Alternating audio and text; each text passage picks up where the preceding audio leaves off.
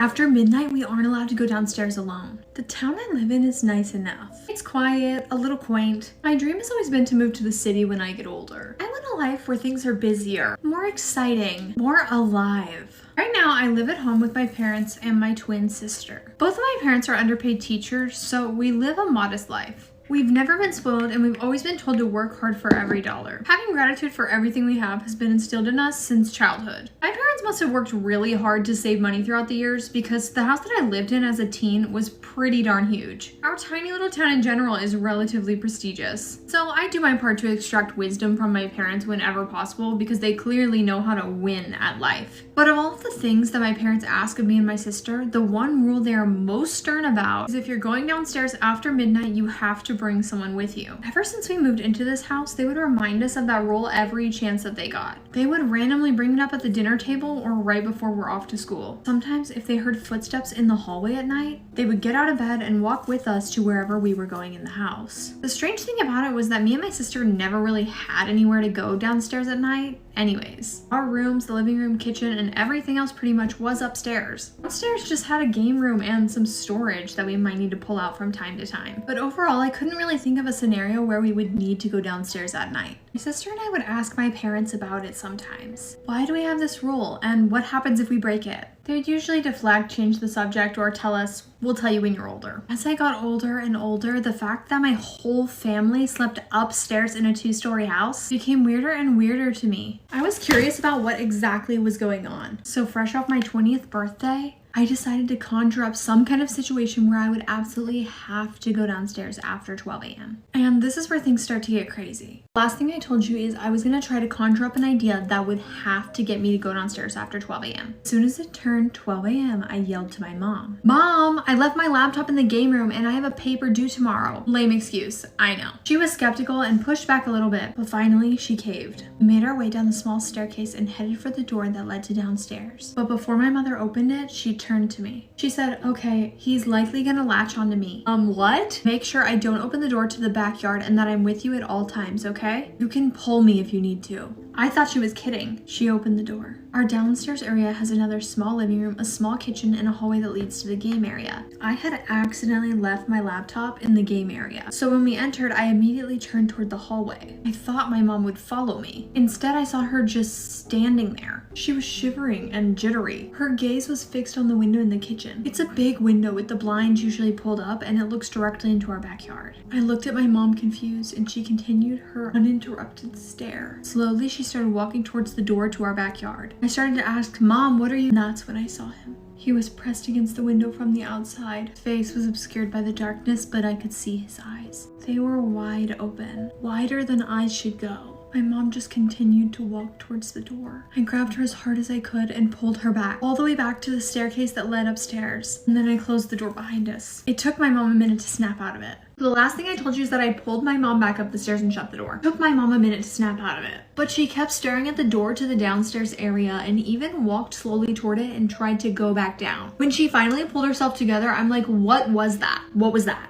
And she goes, "Did you get your laptop, honey?" Did I get my laptop? "Mom, what was outside the window?" My mom's reaction was super weird. A mix of annoyance, concern, and fear. But she responded, "Terrible things happen when we talk about them too much. But as long as we go downstairs in pairs, nothing too bad happens. No one's let him in yet." And that was that. I tried to ask her more, but she wasn't having it. At this point, she was just flat out ignoring me. I had no idea what to do. I wanted to tell my sister, who was generally super carefree. But part of me thought that would really freak the hell out of her. I tried to bug my dad about it, but he completely deflected. The most he ever said was, "We just wanted to give you and your sister a comfortable upbringing." What? What is that supposed to mean? It's been 2 years since me and my mom went downstairs together after midnight. Since then, we've continued to follow the rule, and so far we haven't run into any problems. I've tried to convince them into downsizing and moving somewhere else. They just say stuff like, "This isn't how that works, dear. And as long as we play it safe after midnight, we'll be okay." That brings me to why I'm saying this now. My parents have been gone for a week visiting family in another state. And my sister left this evening to have a sleepover with one of her friends. I'm home alone for the first time in forever. I don't usually have my phone on me, and it takes me like an hour or two at least to respond to text messages. Well, I just checked my phone and I have a text from my sister. Here's what it says. She sent this text message 2 hours ago. It's 10 minutes past midnight.